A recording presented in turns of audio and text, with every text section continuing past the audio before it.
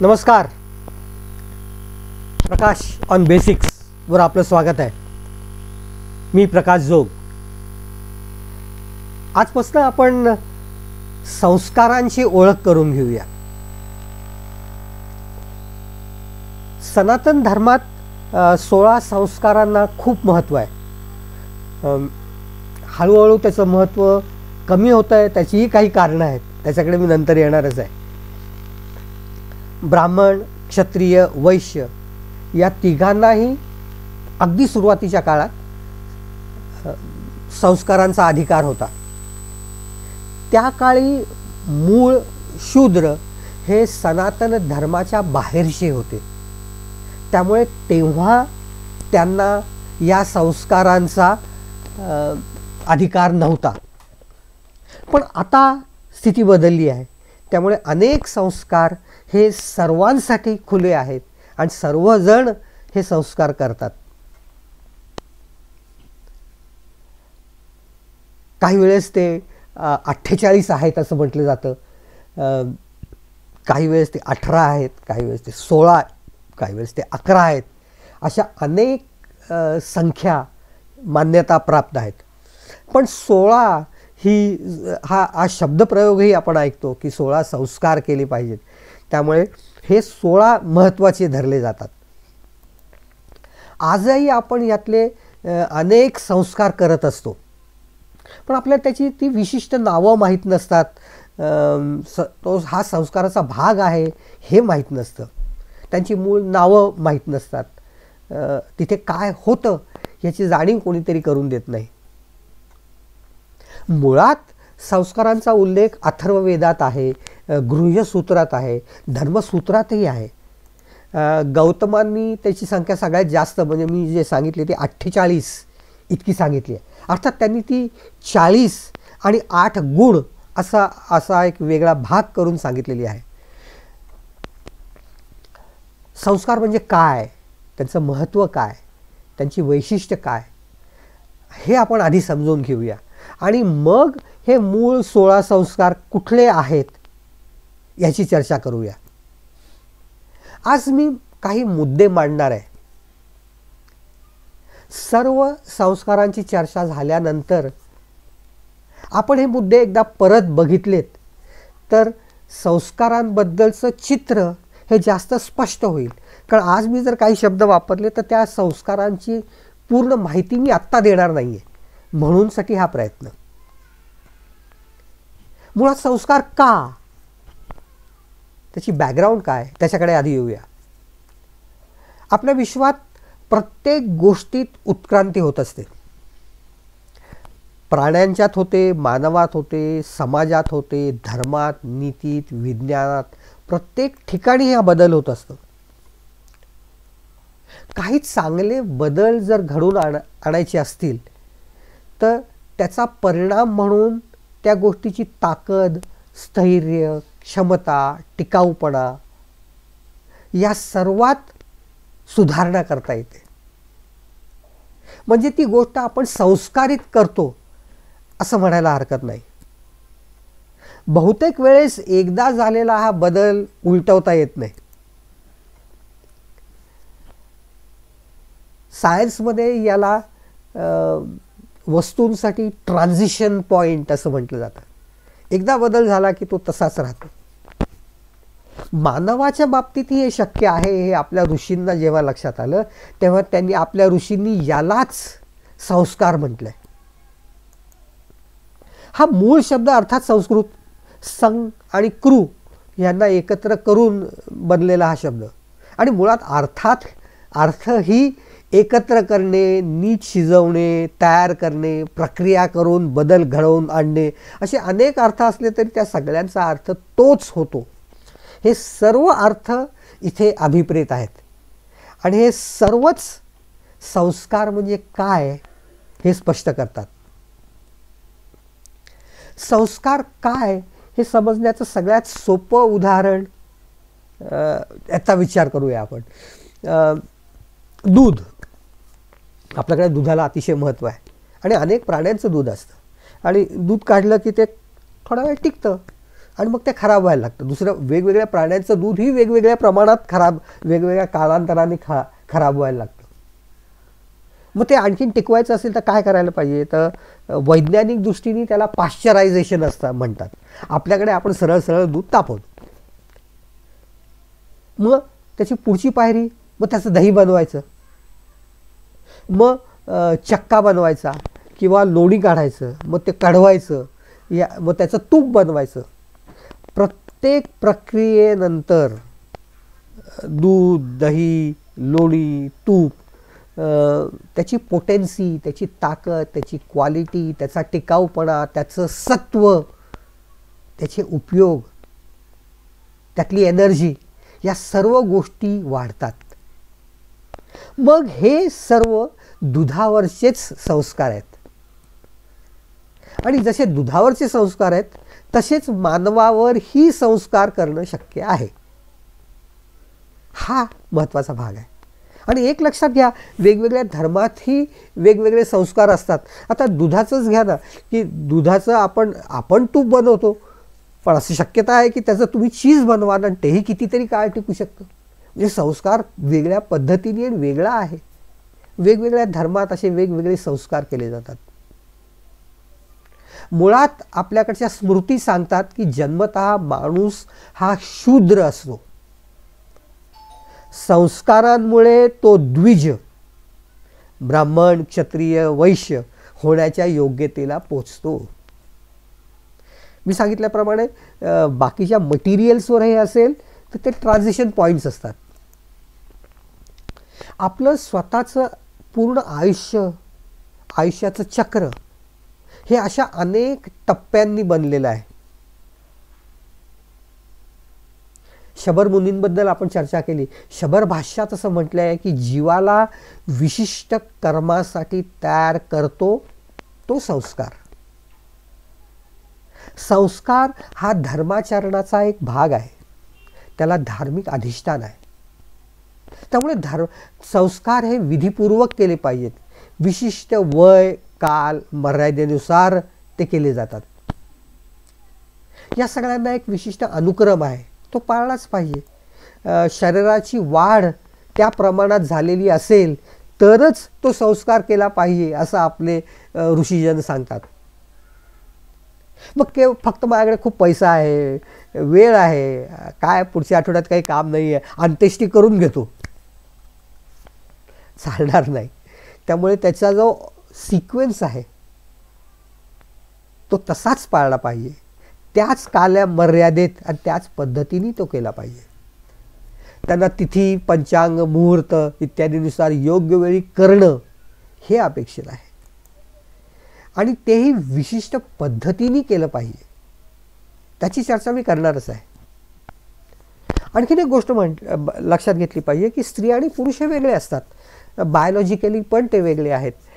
त्यामुळे आपल्याकडच्या लोकांनी स्त्रियांसाठी संस्कारांचा विचार करताना काही प्रमाणात थोडेसे बदल केले. एक तर त्या काळच्या पद्धतीनुसार स्त्रिया थोड्याशा गौण मानल्या जात होत्या. त्यामुळे स्त्रियांसाठीचे संस्कार हे अमंत्रक आहेत. म्हणजे त्यासाठी मंत्रोच्चार, मंत्रघोष करण्याची जरूर नाही असं मानलं जात होतं. कितपत योग्य आहे या चर्चेत मी पडणार नाही. आणि बरेचसे संस्कार सारखेच असले तरी काही संस्कारांना स्त्रियांसाठी वापरणं शक्य नाही. त्यामुळे ते वेगळे ठेवले पाहिजेत किंवा त्याला जोडून किंवा त्याला त्याच पातळीचे मानून वेगळे संस्कार धरले पाहिजेत, ही भावना तिथेही होती. त्यामुळे स्त्रियांसाठी विवाह म्हणजेच उपनयन असल्यासारखं आहे. पती शुश्रूषा म्हणजेच गुरुगृही वास करून अभ्यास केल्यासारखं आहे. गृहकृत्य म्हणजेच अग्निपरिग्रह असं मानलं जात असे.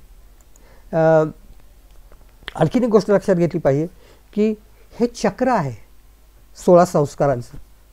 तर काही संस्कार हे आईवडिलांनी करायचे आहेत, पण ते आहेत जन्म व्हायचा आहे त्या बालकासाठीचे. त्यामुळे त्याला ते जरी समजत नसले तरी ते आईवडिलांना समजत आहेत. आणि ते आईवडिलांनी करायचे आहेत, त्यामुळे खरं तर ते आईवडिलांसाठीचेही संस्कार आहेत. त्यामुळे त्याच्यात खूप असा एकमेकांवर ओव्हरलॅप आहे हे आपल्याला जाणवेल. अर्थात लक्षात घ्या की आयुष्यात सुरुवातीच्या काळात खूप जास्ती प्रमाणात बदल होत असतो. त्यामुळे सुरुवातीला बदल जास्त, त्यामुळे संस्कारांची संख्याही जास्त.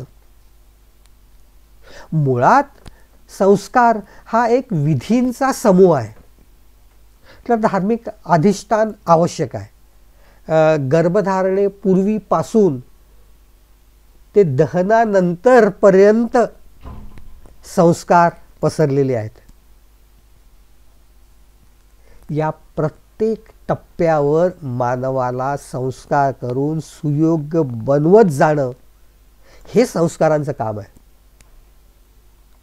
खरं तर प्रत्येक संस्कारामुळे मानवाने एक टप्पा ओलांडला असं म्हणणंही तितकंच योग्य आहे. प्रजननापासून मृत्यूपर्यंत असे अनेक टप्पे ऋषींनी सांगितले. त्यामुळे प्रत्येकासाठी कुठला ना कुठला तरी संस्कार सांगितलेला आहे. आणि मग तो संस्कार आणि त्याच्यासाठी करायचा तो संस्कार विधी. पण त्याच्यात आणखीनही काही गोष्टी अभिप्रेत आहेत. समाज रचनेत एखाद्याचा अधिकार, त्याची कर्तव्य याची जाणीव करून देतात ते संस्कार.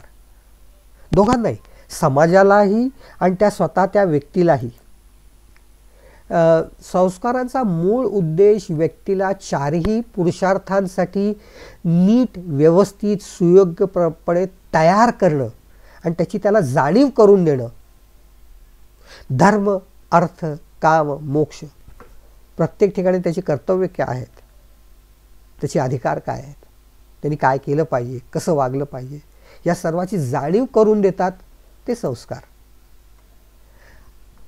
अपरिपक्व व्यक्तीला 3 पातळ्यांवर समर्थ बनवणं हे या संस्कारांचं काम आहे.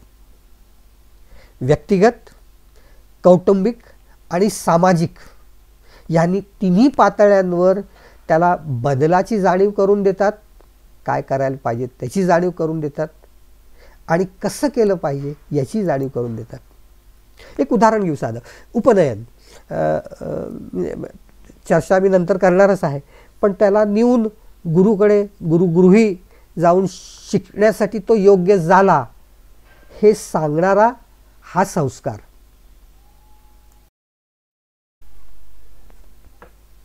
मग ही जाणीव मला झाली पाहिजे, मी आता योग्य आहे, आता मला जाऊन शिकलं पाहिजे. मग घरच्यांनाही याची जाणीव झाली पाहिजे की हा आता पुरेसा मोठा झाला आणि आता हा जाऊन शिकण्यायोग्य झाला आहे. आणि ही एक सामाजिक अनाउन्समेंट आहे की आता हा मुलगा त्याच्या गुरुगृही जाणार आहे आणि शिकणार आहे. या तिन्ही पातळ्यांवर काम करणारी ही घटना आहे. मला माझी कर्तव्य काय आहेत, मी कसं वागलं पाहिजे, गुरुगृही जाऊन मी काय केलं पाहिजे हे समजलं पाहिजे, माझ्या मर्यादांची जाणीव मला झाली पाहिजे. माझ्या घरच्यांना लक्षात आलं पाहिजे की अरे आता फार तुकुलं बाळ नाही आहे. मग आपले आजी आजोबासुद्धा प्रत्येक वेळेस नातवंडांना सांगत असतात की आता तुझी मुंज झाली बरं का, तू आता असं वागू नकोस वगैरे वगैरे. त्यामुळे व्यक्तिगत, कौटुंबिक आणि सामाजिक या तिन्ही ठिकाणी संस्कार विधींमुळे योग्य ती जाणीव निर्माण करणं हे तितकंच महत्त्वाचं आहे. आणि ती जाणीव स्वतःला झाली पाहिजे आणि बाकीच्यांनी करून दिली पाहिजे. आणखीनही काही खरं तर विचार करण्याची सारखी कारणं या संस्कारांमागे आहेत. असं म्हटलं जातं की जन्म प्रक्रियेतील दोष निवारण किंवा शुद्धीकरणासाठी संस्कार केले जातात. आणखीन एक विचार करा की काही जावळ किंवा कर्णवेध किंवा केशांत ह्या तिघांचा विचार मी आत्ता एकत्रितपणे करतोय. जन्मजात लहान मुलं आहे, त्याचे केस कापलेले नसतात, ते कसं असं डेव्हलपमेंट पूर्ण झालेली नसते, दिसायला काही फारसं चांगलं नसतं. मानवी मुलं ही प्राण्यांच्या मुलांसारखी सुरेख दिसत नाहीत. मग त्याला जर रूप यायचं असेल तर त्याचं जावळ केलं पाहिजे, त्याचा कर्णवेध केला पाहिजे, त्याला सुयोग्य बनवलं पाहिजे, तो दिसायला चांगला रूप संवर्धन हा त्याचा मागचा उद्देश आहे. आता लक्षात घ्या की तो विद्यार्थी तिथे शिकायला गेलेला आहे, तिथे शिकतोय, तिथे दाढी मिशा तशाच वाढणं, केस वाढणं, हे कुठे वेळ आहे बाकी ह्या सर्व गोष्टी करायला. शिक्षण पूर्ण जाऊन तो बाहेर जेव्हा पडेल तेव्हा हे सर्व केस काढून केशांत करून त्याला प्रेझेंटेबल करणं, रूप संवर्धन करून पुढे आणणं, समाजाच्या पुढे आणणं हे अपेक्षित. त्यामुळे हाही एक भाग या संस्कारांचा आहे. शिक्षण चालू असतानाचं त्याचं रूप आणि शिक्षण पूर्ण झाल्यानंतरचं त्याचं रूप हेही वेगळं आहे. त्यामुळे त्या बदलाचा हा भाग आहे. शिक्षण ज्ञान वृद्धी झालेलीच आहे, पण समाजानेही त्याला आता नव्या पद्धतीने ओळखलं पाहिजे, म्हणून हे स्थित्यंतर. आणि काही वेळेस तुम्हाला काही अधिकार प्राप्त झाले का नाहीत हे ठरवणं सुद्धा संस्कारांमुळे शक्य असतं. उपनयनामुळे तुला आता शिकायला जायला हरकत नाही, तू आता त्याच्या योग्य झाला आहेस, किंवा लग्न झाल्यानंतर गृहस्थ धर्माचं पालन करणं हा तुझा कर्तव्य आहे. तुला स्वतःच्या घरात अग्नी शयन करणं किंवा अग्नीची प्रार्थना करणं रोजच्या रोज याची परवानगी आहे. तुला पत्नी म्हणून हे अधिकार आहेत, पत्नी म्हणून तुझी ही कर्तव्य आहेत, पती म्हणून तुझी ही कर्तव्य आहेत. नातीचारामी वगैरे वगैरे सर्व गोष्टी या सांगितल्या जातात. हा संस्कारांचा भाग आहे. वेगवेगळे त्यातले विषय काय आहेत हे तेव्हा आपण चर्चा करूच, पण आत्ता लक्षात घ्या की ह्या सर्व जाणीव करून देणं आणि एखाद्याला सुयोग्य बनवणं, त्याचे अधिकार आणि त्याची कर्तव्य समजावून देणं हा त्यातला महत्त्वाचा भाग आहे. नियम पालन, जबाबदाऱ्यांची सुरुवात किंवा जबाबदाऱ्यांचा अंत हे सर्व संस्कार ठरवतात. वागणुकीच्या मर्यादांची जाणीव संस्कारांमुळे होते. असे हे संस्कार. मग ते 11 आहेत का 16 आहेत याला महत्त्व नाही. ते काय आहेत, आपल्याकडे मान्य असलेले 16 संस्कार. त्यामुळे त्याची माहिती आपल्याला घेतलीच पाहिजे.